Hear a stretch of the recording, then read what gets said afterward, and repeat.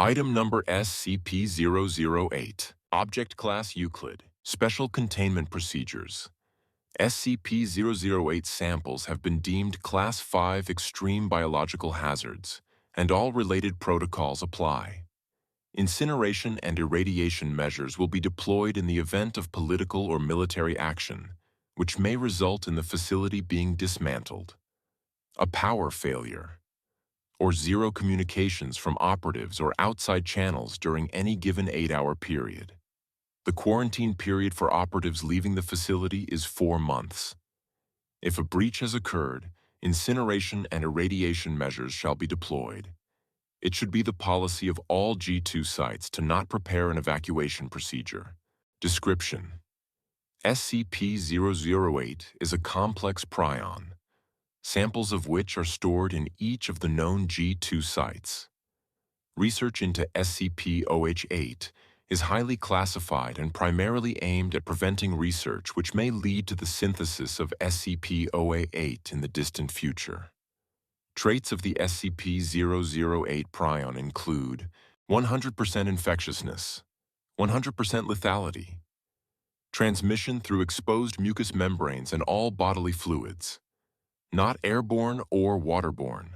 Symptoms of infection with SCP-008 manifest no more than 3 hours after exposure and include flu-like symptoms with high fever, plus severe dementia in later stages.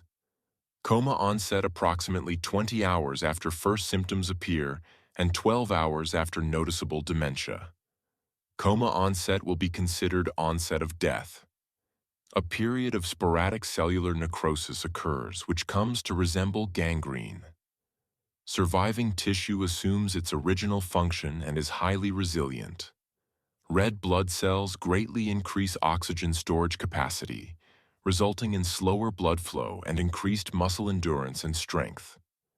Nervous and muscular systems are unaffected by total organ failure for several hours. Metabolism may decrease to extremely low levels, allowing subject to survive for over 10 years without nutrition. High blood viscosity results in negligible blood flow from gunshot, puncture, and slashing injuries. Conditioned behavior, motor controls, and instinctive behavioral mechanisms are damaged, and cognitive abilities are severely retarded and erratic. Animals experience excessive brain necrosis and are inactive. Subject can adapt to its damaged nervous systems but is limited to basic physical activities, including standing up, balancing on 2 legs, walking, biting, grabbing, and crawling. Subject will energetically move towards sights, sounds, and smells it associates with living humans.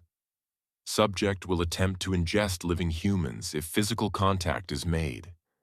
Neutralizing fully infected subjects requires significant cranial trauma.